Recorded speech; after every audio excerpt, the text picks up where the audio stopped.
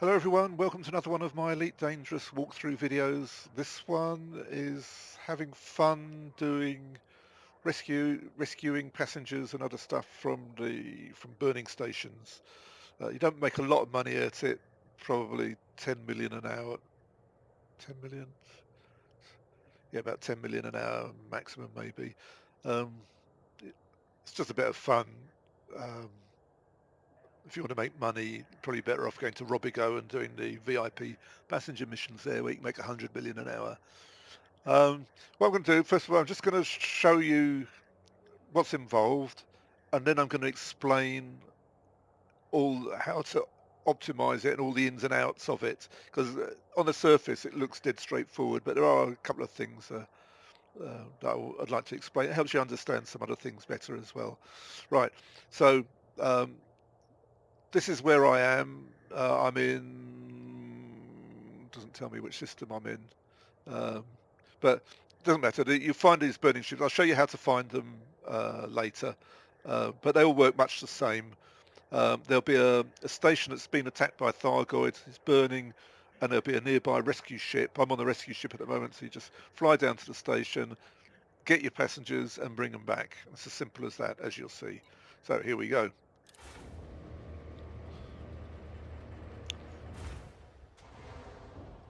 I'll explain all the types of ships and things you want and how to outfit it and why after I've done the trip, because it might make more sense then rather than trying to explain it before you've actually done it.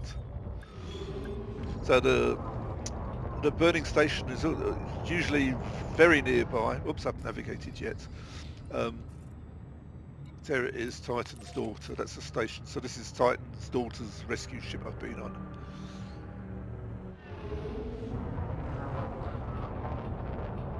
So after you've made a few visits, you should be able to figure out which way the station's pointing. So it's pointing down and to the left if I was to approach it directly straight. So what I'm going to do, see where my cursor's pointing, the little dot in the middle of my screen. I'm going to aim for about that. And then I'm just going to like curve round a bit. Sorry, the station's pointing up and to the right. I got it the wrong way round. So it's very quick this, it takes seconds, 5 seconds about. So now I've got to disengage. I'm just going to like curve round a bit now this way. And that's going to get me lined up perfectly. There you go. So boost in and request your docking permission. You can ignore all these shouting and everything that's going on. Right, you might want to figure out which way round the station is. To always come in from the same way so you know where the landing pads are. If you look, this one, they're probably all the same. There's a little light on the left-hand side of the slot, and there's also a flashing light on the left-hand side corner of the station as well. So if you always come in from the same way, it does make life easier. So you just come in, and we're going to land. It's very hot in there, that's the only thing. And there's a lot of debris to bump into. You see it all, and explosions going off. So you mustn't bump into these things because they knock your shields right down. And where all this smoke is, explosions go off and knock you sideways. They can go on right on the landing pad as well, you know, just about to touch down. Suddenly you're like somewhere to the side. So that was dead straightforward, that one. Once you're on the landing pad, you're home and dry. We didn't overheat that time, and I'll explain why later. But if you get temperature critical, you can drop a heat sink. That's, oops, wrong one. Passenger lounge. And here they all are. And you'll see there's loads of them here at the moment, and I'll explain all about that later. So I'm just going to fill up my ship.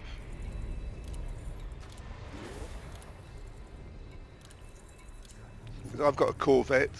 You don't need a Corvette. I think I've decided that Python is ideal. Oops. So when you first come, there's going to be loads of missions, but they will dry up. That's why the Corvette isn't the best ship. I might as well explain it while I'm here.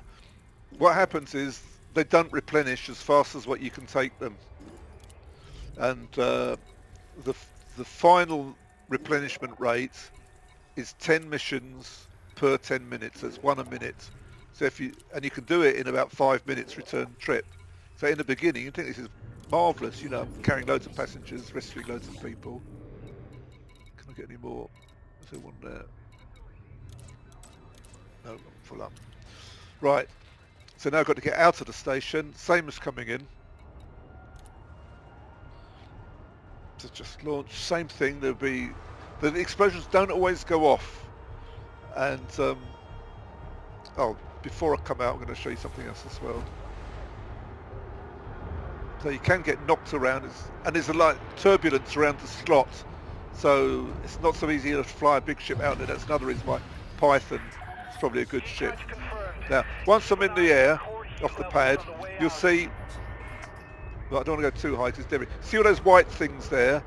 They're escape pods and other collectible debris. So there's missions for those as well that you can pick up at the rescue ship.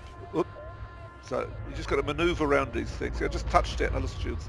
So you do. Trouble is, once you come close to the slot, it does become much more difficult to get out because your ship. So I drop a heat sink now because I've gone. So a bit slower than normal.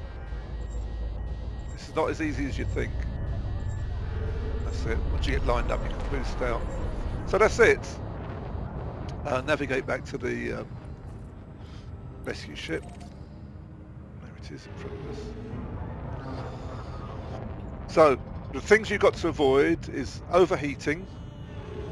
So you need heat sinks for that. Bumping into that stuff, getting knocked about by the explosions. And one thing is,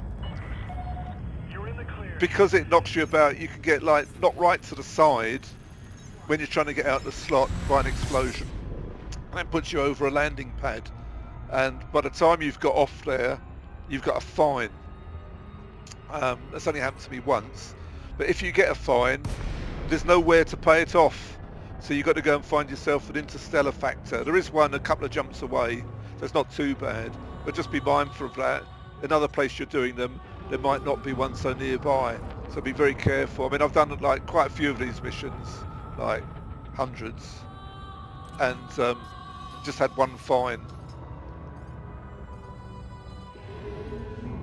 And I didn't even think I was over the pad, so just be mindful of that. Just a reminder really that it can happen. The other thing to watch out for is the ships using this base, they do have a nasty habit of trying to fly in front of you. So just look out for those if you're boosting in. They position themselves exactly where you want to go for some reason or other. I haven't hit one yet, but I have come close a couple of times.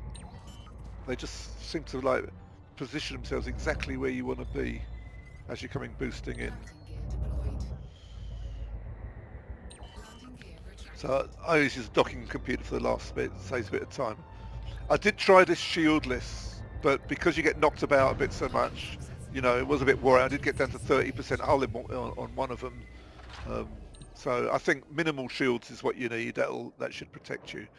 Right, I'll just finish off, get rid of these poor passengers. So what have I got? Oh, it's a nice round number, 269, so we can see exactly how much I got.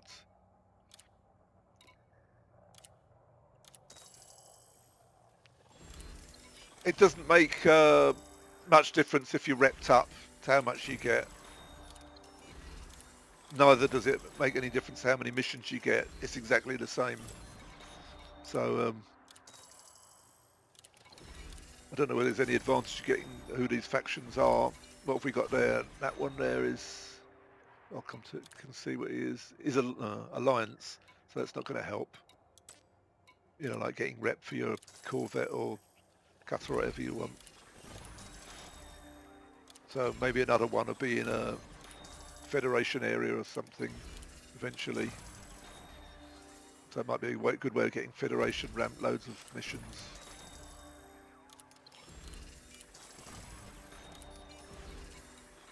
Last ones.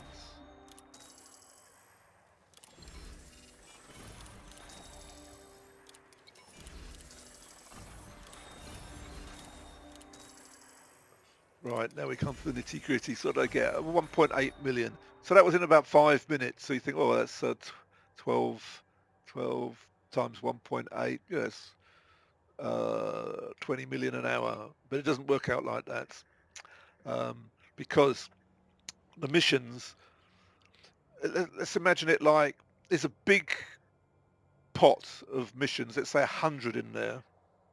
And I took, what, about 15 out of it. And they're replenished at 10 every 10 minutes. So when I take 15 out, it then goes down to 95 and I'll do it in 5 minutes. And I go back a second time. So after 10 minutes, I've then taken out 30, but only 10 new ones have come in. So we're then down to 80.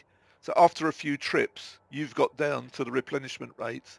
So what happens is when you get there and you click on the passenger lounge, you get a spinning circle thing, that thing that comes up when you're scanning saying no missions at the moment or something, or can't connect to the mission board or whatever it is, the messages, I can't remember now.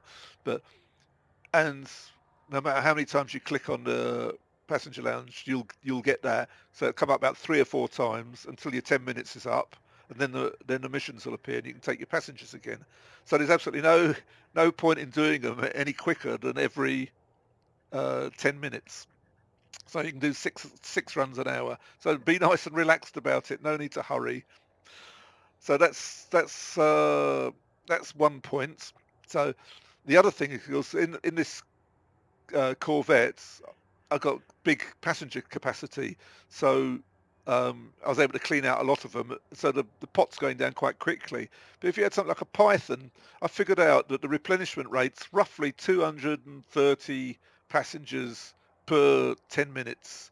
So if you've got a Python with capacity about 230 passengers, there's not really much point in having anything more than that. So Python, I think, would be a good ship for it. It'd be a bit more agile than this to avoid all that debris in there. So you would have that as well.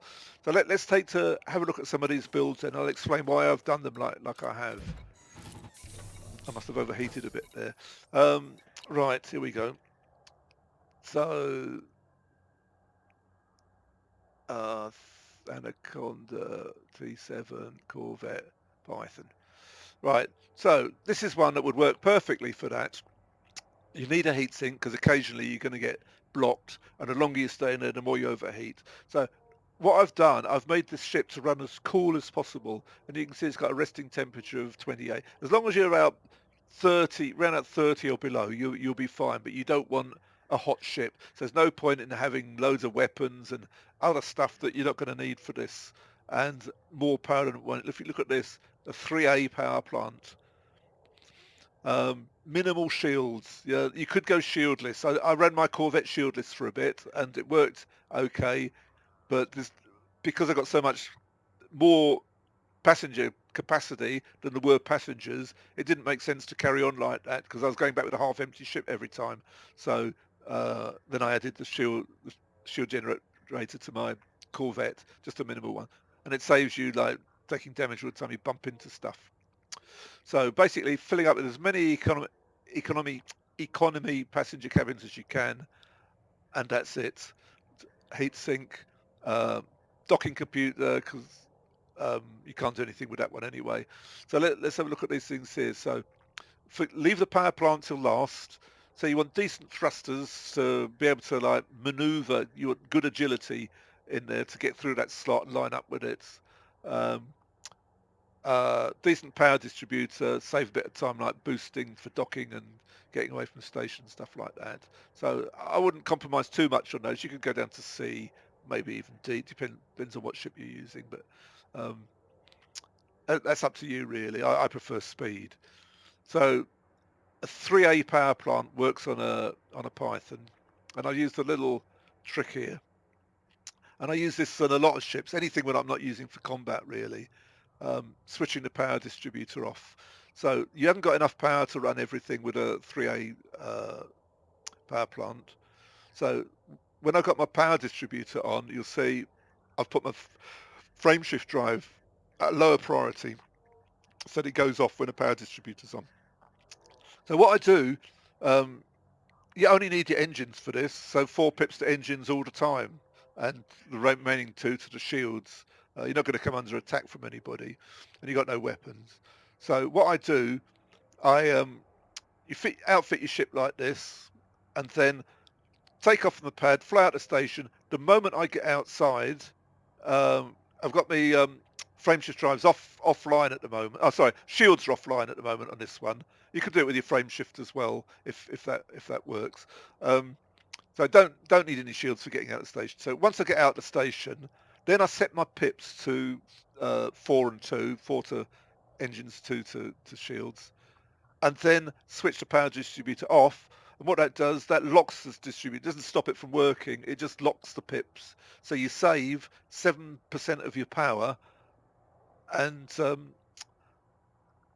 you don't need to use your pips. So that makes your ship run cooler. You don't need your cargo hatch. Just switch that off as well. And so that's it really. So now my shields would come back on again. Then as soon as I switched the power distributor off, shields would come back on, and I can enjoy them. So by using a small power plant and minimal stuff, nothing extra than what you need, and switching stuff off that you don't need, it makes your ship run cooler. So you've got plenty of time, no panic in there, in all the heat and that. You can just normally, if it works out well for you, I'm sure it will in a Python, you can just fly straight to the landing pad, settle down, get your passengers, come back out again, and you really need to use a heat sink. In a big ship, cumbersome thing like this, I wouldn't use a cutter. It's going to be almost impossible to avoid all that debris in there. I wouldn't use a T9 or anything like that. Just you want an agile ship, so out the big ships, Corvette's good. I think an Anaconda would work.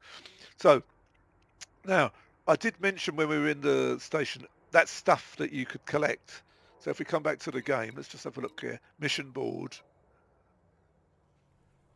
Why is there no? Why have I got no missions? Oh, that's weird.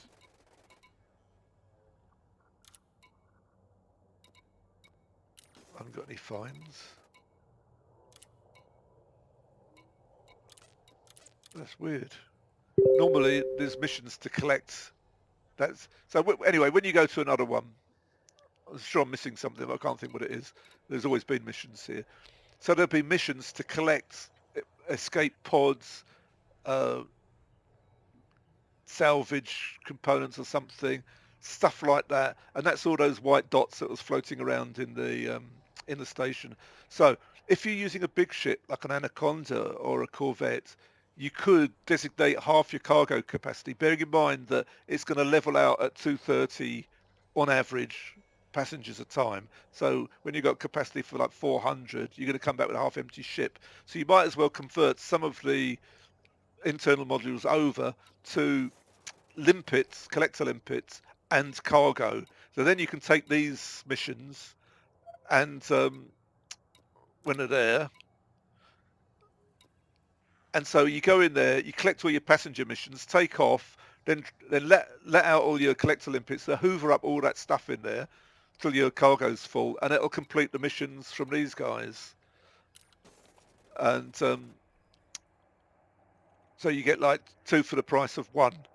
So I'm not going to show you how to do that, but what I'm going to do at the end of this, I'm going to give you a link to a guy that's already done that. And to be honest, I never thought of collecting up all that stuff while you're doing the passenger mission. So um, rep to him for having that idea. I guess he got it from somewhere else maybe. But so I'll show you his video. Just shows him actually doing it. He outfitted his ship completely for collecting stuff, but I think a hybrid one with half and half would work very well. So when you look at this Anaconda, oh, we've got it in this Corvette, yeah. So I reckon that if I change my Corvette to this, so I've got 128 passengers, that's about 130, and I got 40 cargo, and so 6 limpets, 2 class 5A collector limpets, and then down here filled this with cargo racks. So that's half and half. Anaconda, if you wanted to use that. Um, uh, so that's the Python. Where's that? That's the Anaconda. So same thing. Couple of cargo racks here. I put all collectors. So you got 6 limpets down here. That gives 68 cargo, 128 passengers. So it's similar sort of thing. But the principle is exactly the same. Minimum power plant. This one, I've gone lower on the thrusters because of Anaconda's so crappy anyway. It hardly makes a difference. Still got a good power distributor. But two heat sinks is, yeah. If you're going to do these passengers, hoover up this stuff, you're going to be overheating more because you're going to be hanging around in there while it's doing it. So you could probably still get away with one heatsink launcher, but just in case, I've put in two. So you're going to need a slightly higher power plant. You could probably get away with a 3A if you hadn't got these collector limpets. So you can see the price of this. That's about 180 million. Same principle of switching off the power distributor. You can't switch off the cargo hatch in this one because you're collecting cargo. So, and if you want a cheap ship, T7, did I put T7 Corvette? T7, there you go. T7 would also work. So I've done this as a hybrid one to collect some of each. You know, it's just a bit of fun, really. Only 20 cargo, 112 passengers. It's still not bad. That'll keep you going. You know, like you just drop it. You probably do the trip in every 5 minutes. Because bearing in mind that the passengers are only being replenished at 2:30 every 10 minutes, and you can probably do 2 trips in 10 minutes. So having less passengers than that will work as well. But when you're hoovering up the things inside the station, obviously it's going to take more than 5 minutes is for a passenger run. It's going to take you an extra 2 minutes or something like that. And the other thing is when you first arrive at the station, the pot's full, so it's going to take you a while to run it down. You know, you're going to get full ship. So I think a build like this could work very well if you just at the beginning of the game want to have a go at this. You can see all the things. This one's a bit more straightforward. I haven't had to mess about with power management. So 5A thrusters. Again, you could go slightly lower if you haven't got the money. You know, you could go down to even D thrusters and power distributor. It's not a ship as big as the Corvette, so it should be fairly easy to dodge all the stuff. So that's the various builds. Right, so I'll just give you now a link to the guy's video. This is it here.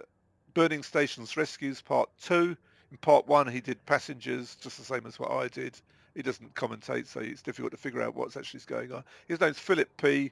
Give him some rep, you know, put thumbs up on his thing. Look, I'm the first one. He's done all this work for us, and I'm the first one to give him a thumbs up. He's had 16 views, one of which was me.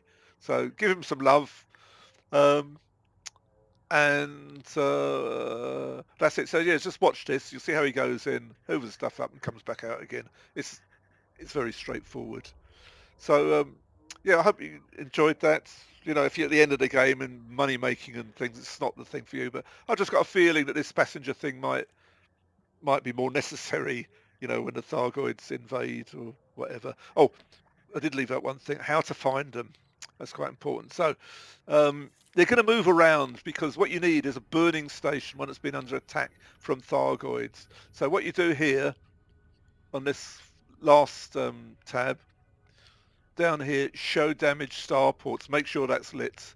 You know, whatever other ones you're looking at. So when you zoom right out, you'll see who's under attack. Look, there's 2 here and 1 here. Now these are going to move around, and the mission's going to be. It could be now that we've done enough to repair it or fend off the Thargoid attack. So the missions will suddenly dry up. You'll go there, there'll be no passenger missions, and there'll be no more missions to collect the stuff because it's no longer under attack. So then what you got to do is use your Galaxy map to find another one that's under attack. And you can look in Inara, or there's some other way of finding out which ones are under attack, and it gives a status of whether they're likely to get repaired or something like that. I can't remember what now. Yeah, so these are the 3 places where you're likely to be able to do it. So what you want, outfit your ship at your station where you got all your stuff. You know, because I'm elite, I can use Shinrata Disra, wherever it is, somewhere over here, and outfit your ship there, jump in a Diamondback, at a decent jump range, cut down one. I don't know whether you use one. It's always worth having one as a taxi, so get the frameshift drive engineered and add a Guardian booster as well and everything. And then I just use it like when I got to go a long way. So then outfit your ship, jump in your Diamondback, come out here because this is going to be quite a long way out here, like 600 light years from the centre. And then when you get here, go and have your tea or something, and call up your ship. And by the time have a break, and then by the time you've had your break, it took me an hour and 20 minutes to get it to here, so probably 2 hours to get right out here. And then that'll save you. It's going to be a right pain going 600 light years in a ship with a jump range of about 12 light years or something like that. Unless you like traveling and you want to scan all the systems along the way. It's like I'm trying to explain how to do it in an optimal way, but you don't have to do things the optimal way. You can just have fun. So yeah, that's how to find them and how to get there. That's how I've got a ship with like a low frameshift driver D class and minimal stuff. Another good thing, like if you're unsure about what build you want, what you could do is build it one way, like the hybrid way, with cargo racks and collector limpets and things, and then swap out those modules for all passenger cabins, and then put the other things into storage. So when you come out here in your Diamondback, call the whole lot up here, call up your ship and those modules put in storage, and then you've got the options. And also, like here, there's no shipyard actually in what is it, Taygeta, but there is one in Electra, which is like a very small jump away. So that's where my Diamondback's sitting at the moment, I think, in Electra.